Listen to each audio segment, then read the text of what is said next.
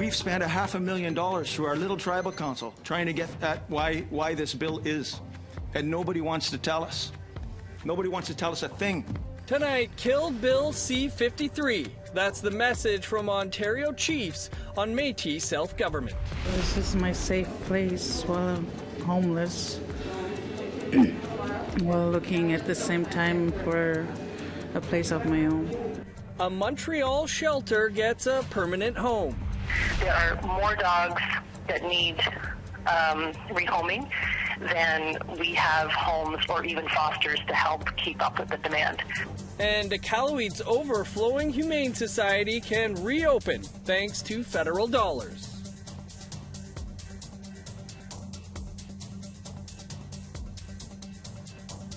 Good evening, I'm Dennis Ward. Welcome to APTN National News. Last week, Métis leaders were in Ottawa defending the proposed Métis self-government legislation before a parliamentary committee. It's known as Bill C-53. This week, chiefs from Ontario had a simple message for members of Parliament: kill the bill. Here's Annette Francis with that story. The meeting began with opening statements from 5 chiefs. Every one of them said no to Bill C-53. Nipissing Chief Scott McLeod said that Canada needs to do its due diligence to determine which communities being claimed by the Métis Nation of Ontario were truly historical. Until then, according to McLeod, the MNO cannot be recognized as being Section 35 rights holders. McLeod said there's a need for a pause on passing the bill. This whole approach has been recognized first and verify later. And what we're saying is that we want to be at the table to look at who exactly we're speaking to when we talk about this legislation, because from our standpoint, you know, there's a facade of who these people represent, and some of them are in fact our own people. They're using our own history to basically hijack identity of a nation that never existed. In his opening statement, Anishinaabe Grand Chief Alvin Fiddler said Bill C-53 would damage First Nations rights for generations to come and likely cause damage to the relationship with the federal government. Liberal MP Jaime Baptiste asked Fiddler about possible changes. Would you be satisfied if we were able to put a clause in here that said that nothing in this act would abrogate or derogate away from First Nations treaties? I think we'd be satisfied if you kill the bill. If you proceed with this bill, it will make things even more complicated, even more messy. And, you know, I didn't ask to be part of this hearing today. I was asked to come here. Well, I should have been asked a year ago. I should have been asked maybe 6 months ago. And I talked about just how colonial this exercise is. Well, that's exactly what it is. Jason Baptiste is the executive director of the Waban Tribal Council. The organization represents 6 First Nations in the Timmins region. He said the bill opens the door to what he calls a wave of illegitimate Métis claims. According to Baptiste, Métis groups are already demanding industry pay them for impacts on the land. He said there's been no consultation and little information. We've spent $500,000 through our little tribal council trying to get at why this bill is, and nobody wants to tell us. Nobody wants to tell us a thing. The government is protecting the information under cabinet privilege. Imagine that, treaty partner. Why don't you? Why is it so? That's interesting. Why is it so secret? What's the gig? Next week, the committee will hear from the Manitoba Métis Federation and other Métis groups from across the Western provinces. The Manitoba Métis Federation, for one, supports the Ontario Chiefs' opposition to Bill C-53. Annette Francis, APTN National News, Ottawa. And just a quick programming note, next Tuesday on Face to Face, we'll be sitting down with the Métis Nation Saskatchewan President Glenn McCallum to discuss the bill. Well, in Winnipeg, construction is underway for a housing unit for Red River Métis citizens accessing health care in the city. A groundbreaking ceremony for Michif Manor took place on Thursday. The 12-unit facility is similar to the Ronald McDonald Charity House. It will offer culturally appropriate temporary housing for Métis families while their loved ones receive medical treatment in Winnipeg. Manitoba Minister of Housing, Addictions and Homelessness, Bernadette Smith, says the temporary housing is limited in the city and those living in remote areas often have no choice but to pay for hotels. As people come to Winnipeg to, as Lloyd said, to come and access health care, they certainly should be able to come and have a space for their family to come and be with them. You know, often families come and they don't have somewhere to stay, so this place will be somewhere for them to come and support their families. Indigenous Project Quebec is an organization that helps the Indigenous homeless urban population in Montreal. They recently secured a permanent location for their emergency shelter that opened during the pandemic. Maricela Amador has more. Can you tell me about your experience at PAC? This Cree woman has been living at Indigenous Project Quebec's temporary emergency shelter known as PAC 2 since she arrived in Montreal a year ago. This is my safe place while I'm homeless, while looking at the same time for a place of my own. However, the building where PAC 2 was set up wasn't designed as a permanent shelter. PAC 2 was opened in the city's Milton Park neighborhood after the organization realized there was a pressing demand. For years, Milton Park has been plagued with issues like homelessness and substance abuse. But now, Indigenous Project Quebec has purchased 2 new buildings nearby that will serve as the permanent home for PAC 2 and will allow the shelter to provide expanded services to those in need. Better services would be more good for other clients as well, because I see them, there are people that want to come in here, like, and there's like, the building has already reached the maximum of the people that they can accommodate here. The shelter's executive director is Stacy Boucher-Anthony, who is half Algonquin and half Haitian. She said that the nearly $15 million project has received funding from the federal government, the province, and the Macavit Corporation. Pour le nouveau PAC 2, le refuge, les installations qui vont nous appartenir à l'organisation, en fait, ça va être la fusion de 2 immeubles en un seul immeuble, donc la complexité vient de là. Boucher-Anthony noted a $2.3 million funding gap that the shelter will still need to come up with. Joey Partridge is in charge of homelessness at the Macavit Corporation. He said the corporation has a long-standing relationship with Indigenous Project Quebec. We wanted to really put almost a maximum amount to really make sure that we help PAC transition from their location to the other one, especially knowing that there's a 41% homelessness in our community, and Inuit are the majority within the Indigenous community. So Partridge added that supporting partners that work with the Inuit community in southern Quebec is part of Macavic's mandate. At the new location, the shelter will accommodate up to 50 men and women, offering 24-hour intervention services. L'autre danger qu'on vit présentement à Montréal, c'est que plusieurs organismes qui, à cause du prix des loyers, doivent se déplacer pour des loyers qui sont plus bas. Cependant, ils s'éloignent de la clientèle. Alors pour nous, c'est vraiment important de garder ces organismes-là à proximité des clientèles vulnérables. PAC 2 is slated to move by December of 2027. Until then, it will continue to operate in its temporary location. Maricela Amador, APTN National News, Montreal. Leaders from across British Columbia are in Vancouver this week to kick off the 8th annual First Nations cabinet meetings with provincial lawmakers. As APTN's Tina House reports, First Nations are looking to get the United Nations Declaration on the Rights of Indigenous Peoples to help solve some pressing problems.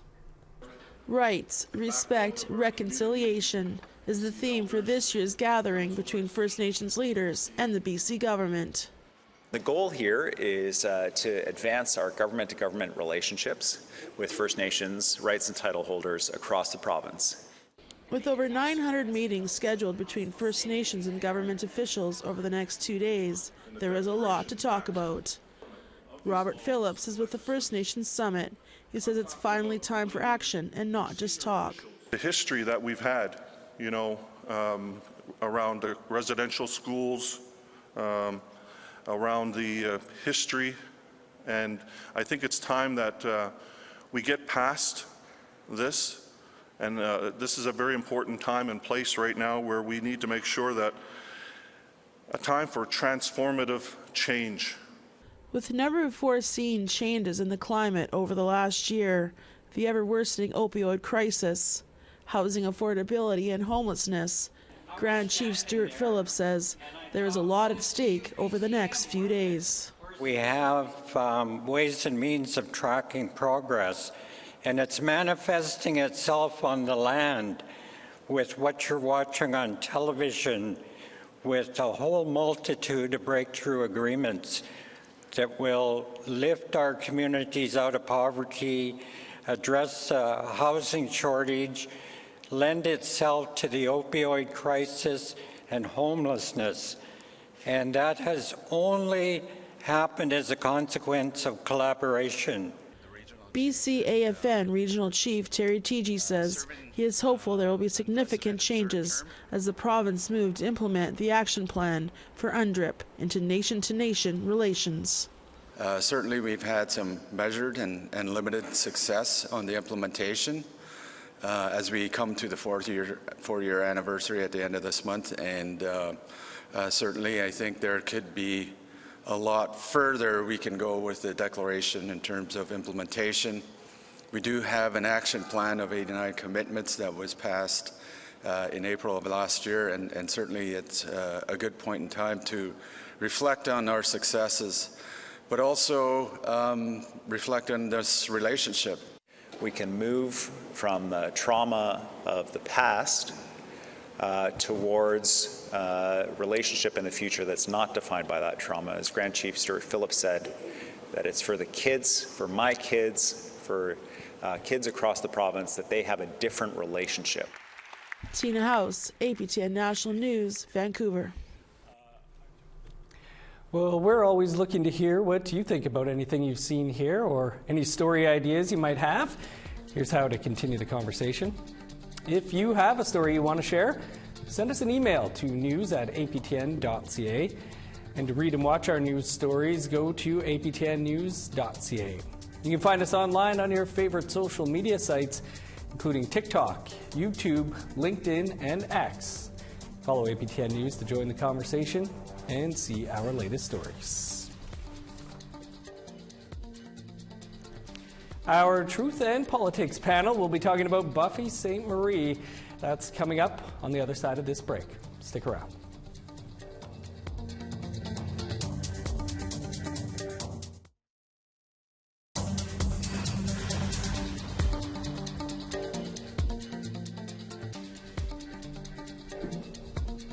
Welcome back. Last week, CBC's investigative program, The Fifth Estate, dropped a year-long investigation about the roots of icon Buffy Sainte-Marie. The program unearthed a birth certificate from Massachusetts that cast doubt on her claims of being adopted and whether or not she's Indigenous. Well, those effects of that information are still reverberating. Our Truth and Politics panel weighed in. We spoke with Carrie Benjo and Niigaan Sinclair about it all yesterday. Carrie, Niigaan, thanks for being here. Almost a week now since this documentary came out. Niigaan, what's your take on these allegations? I think certainly, if anything, it's proven that the CBC needs a lot more support if they're going to be covering stories like this. The documentary created as many questions as it did provided answers, and the problem is that when you have a major well-funded news network, publicly funded news network, come in and create a hornet's nest in our community, we tend to start to fight amongst ourselves about the issue of what is the truth, and it's convenient for people who are not from our communities, particularly people who are well-funded and supported otherwise, to just leave us in a bloody mess to continue to fight to ourselves about what the truth is.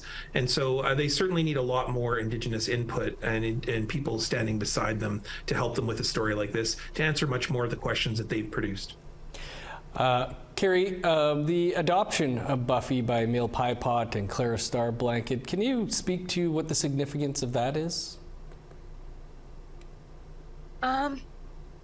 Just going back to this whole hornet's nest, as Nigan said. The adoption has never ever been a question. We've grown up with this news or this reality that this family in Pipot adopted Buffy. That adoption has never been questioned. I don't see anywhere where anyone has questioned that. That is what it is. What has been questioned, whether or not this actually makes her Indigenous and whether or not she was Indigenous. And that's the cusp of this whole debate. And that's what people are fighting about. And this idea of adopting is still a practice. It's practiced in modern day society. It's part of our traditions. It's called making relations. And a lot of people outside our communities don't understand how we function as Indigenous people. We adopt people all the time.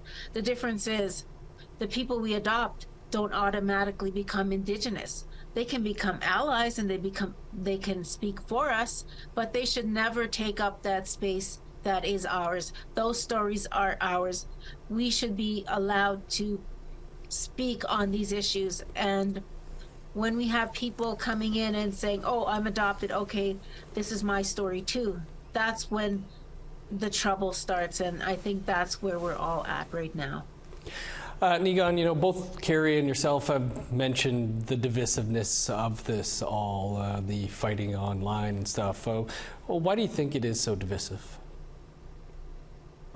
Well, it is absolutely within the purview of every Indigenous person to ask questions about somebody who's claiming to be Indigenous, because absolutely Carrie's right. The family adopting Buffy Sainte-Marie is fully within their rights as Cree people, as Indigenous peoples. They might even be able to get to the point where she could speak on behalf of that community. Certainly the chief seems so at Payapot. But it doesn't mean that she speaks on behalf of Indigenous peoples. And that's the problem. The problem is that she has a massive footprint in our lives and is influential on all of us. And so we all have a right to ask questions. This is not a story we should be ignoring before the favor of other stories. This is a story that we have a right to ask questions about and to certainly have a debate about. Now, what has led to this general rancor and division online is that I think people are taking this personally, and they're also attacking personally. And that is really the concern here. And it goes into identity. So unsurprisingly, it's about personal choice. It's about the ability of one family to adopt another person. And it's led to a kind of big question is if we do accept traditional customary adoption, which many of us do, it doesn't come without any obligations. That means that, for instance, Joseph Boyden was adopted by an Anishinaabe person. Does that mean that they get to speak on behalf of Anishinaabe communities? Jordan Peterson, a very controversial speaker, has been adopted by people in BC, families even, and the community even claims him. Does that mean that he gets to claim to be Indigenous? It just raises a whole bunch of issues that then the rest of us have to deal with. And so we do have a right to ask these questions. And certainly we have a right to be able to talk about what are the implications of all of this for all of us. Carrie, what does Buffy Sainte-Marie need to do to put all this uncertainty to rest one way or another? I think people just want her to come out and say something. She released the Facebook message or the Facebook or the social media post, and it really didn't say anything. The family is left to defend her honor, and the family is taking it personally. And I can understand that. As people, we will defend our family, and they are doing that. They're defending their family. And honestly, what she needs to do is to just be honest, be truthful, come forth. And what we are as Indigenous people, we're forgiving. If somebody comes to us and apologizes, says what has motivated them to do something, 9 times out of 10 they'll be forgiven. I've seen it over and over again. That's the one good thing about us and what we have carried is our kindness, and because that's instilled in us. And I think that maybe it's time for her to just step forward, come out and say something, you know. But I don't know. Carrie Negon, will have to leave it there, but thanks again and take care. Yeah, miigwech. Nunavut's only dog shelter has been saved from the chopping block. That story and more still to come.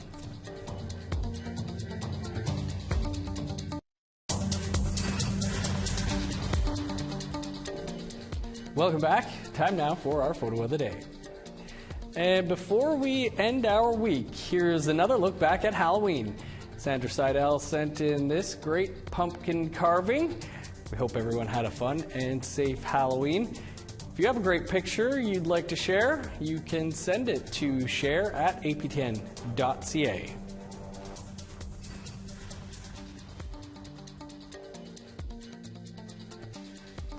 Members of the First Nations Guardians were in Ottawa this week to meet with MPs and senators. The Guardians built a massive Innu tent called the Chapatuan on the front lawn of Parliament Hill. First Nations Guardians is a national program that works to protect lands and waters. It's part of the Indigenous Leadership Initiative. In all, about 40 Guardians made the trip to Ottawa. Valerie Courtois is the Executive Director of the Indigenous Leadership Initiative, and she explained the significance of the Chapatuan. The Chapatuan is an Innu structure. What it means in Innu is you walk through it, and so this is a structure where we hold our celebrations, our ceremonies, our coming together as families, and we thought that was very appropriate to welcome parliamentarians and senators to come meet the Guardians in an Indigenous structure. Well, this week the Canadian Northern Economic Development Agency made a $200,000 contribution to Nunavut's only animal shelter so they can resume operations. The announcement was made by Federal Northern Affairs Minister Dan Vandel. The funding will go toward a new shelter to be run by the Iqaluit Humane Society. The former facility was condemned and shut down 2 years ago because of mold. After a fundraising effort last year, the Society bought the Nunavut Animal Hospital building and are currently renovating. Society President Janelle Kennedy says the organization is only meeting 30% of the demand right now. There are more dogs that need rehoming than we have homes or even fosters to help keep up with the demand. It's absolutely huge. I would almost say it's borderline out of control. We have surrender requests probably anywhere from 2 to 10 a week. Well, I would be shocked if nobody wanted to take home those little ones. Boy, were they cute. Well, that's all the time we have for your APTN National News for this Friday. For news anytime, of course, you can visit our website, aptnnews.ca. I'm Dennis Ward. Marcy, thanks for being with us. Have a great weekend.